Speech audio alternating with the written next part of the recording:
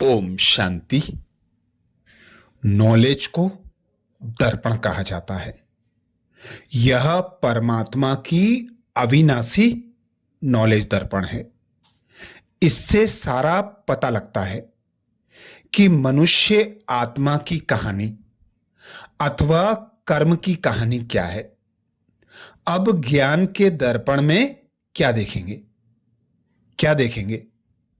अंदर तो बहुत काली मेली आत्मा बैठी है।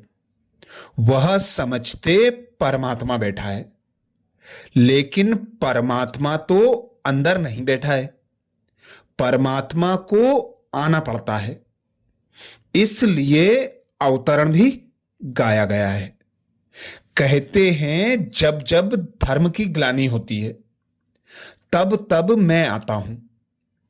बैठा हो तो वह कह नहीं सकते।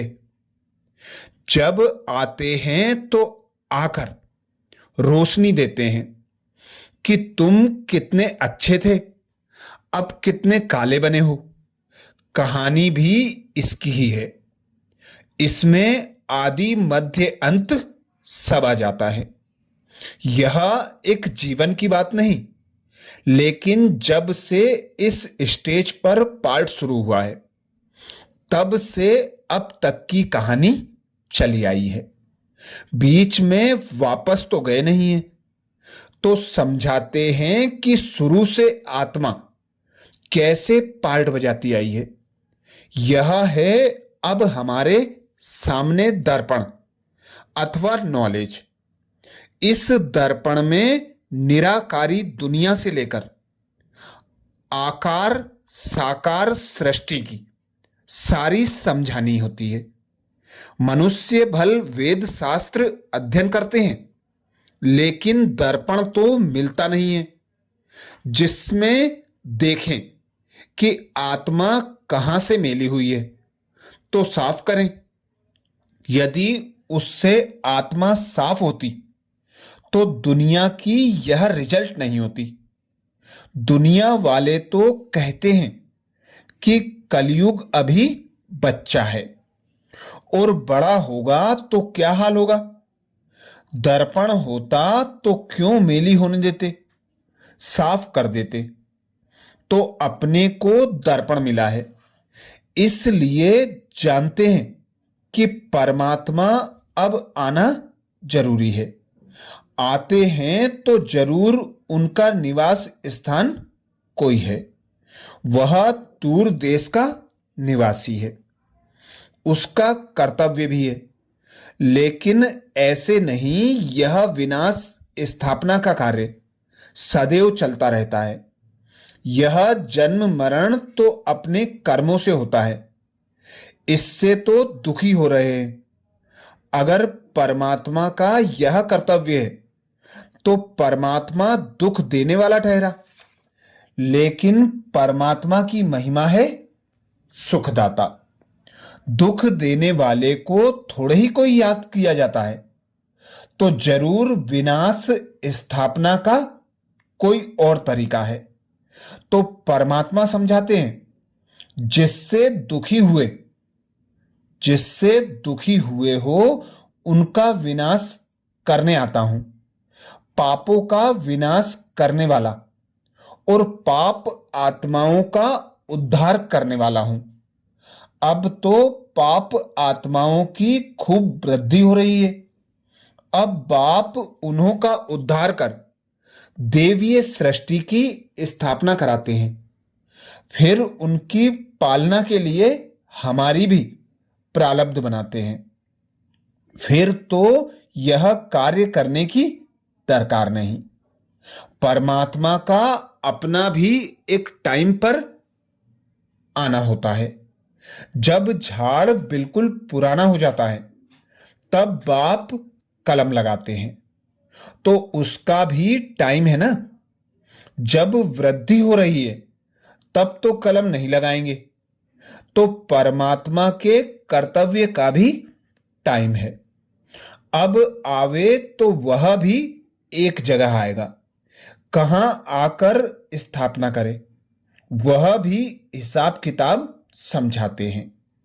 भारत ही है जो सतो प्रधान था, दूसरे धर्म पीछे वृद्धि हुए।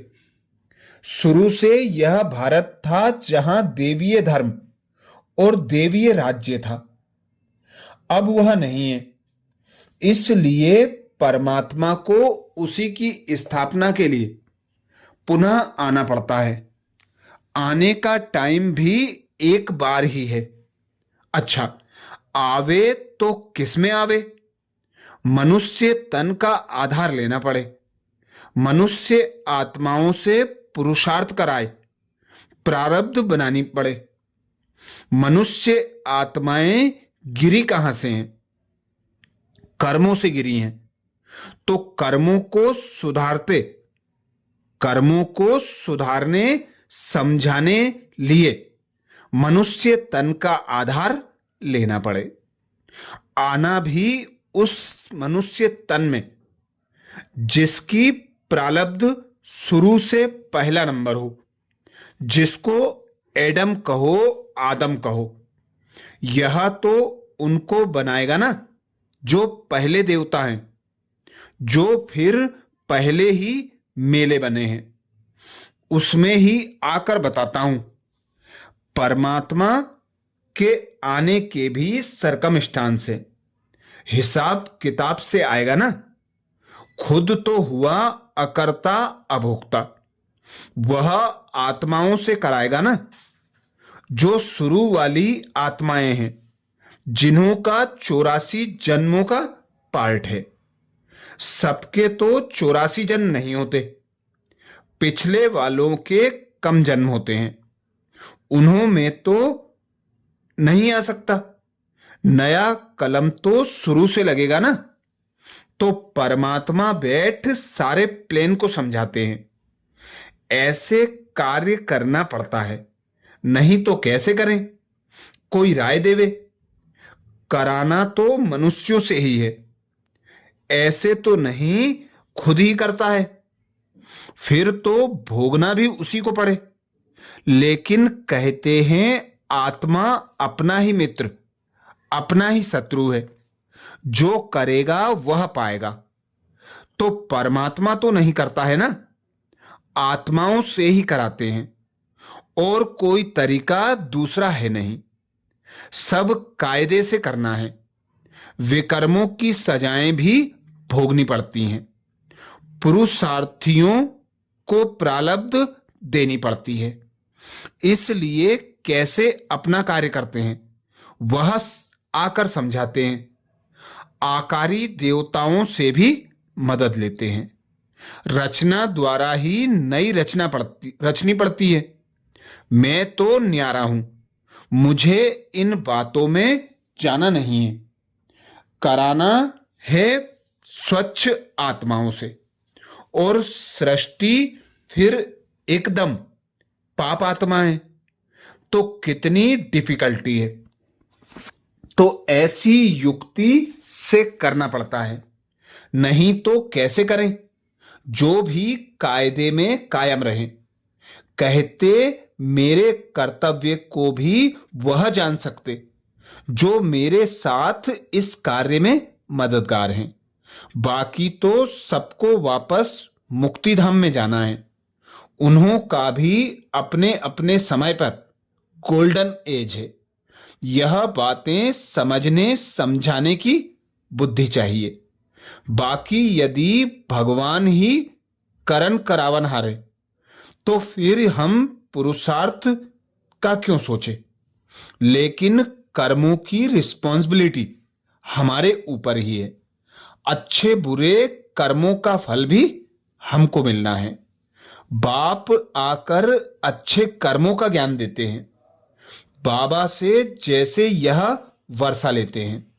लेकिन जब उनसे योग लगाएं, हम कहते हैं बाबा है, दादा है, वर्षा देते हैं। उनसे संबंध जोड़ेंगे तब तो मिलेगा ना। हम भी निराकार आत्माएं, वह भी निराकार परमात्मा। परम है क्योंकि अजन्मा है। यह जो मूंझते हैं कि परमात्मा एक तन में हद में कैसे आते। वह तो बेहद में रहने वाला, सर्वव्यापी, सर्वतन में विराजमान है।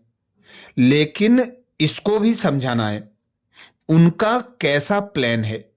जैसे गवर्नमेंट के भी प्लान बनते हैं, परमात्मा का भी प्लान है।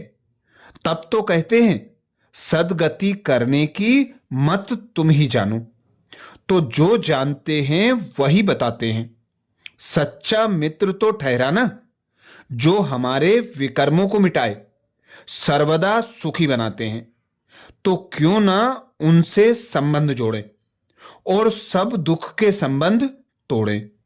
कहते हैं तुम्हारा संबंध फिर भी आत्माओं के साथ जुड़ेगा, लेकिन वह है सुख का संबंध, यह है दुख का संबंध। इसे तोड़ो।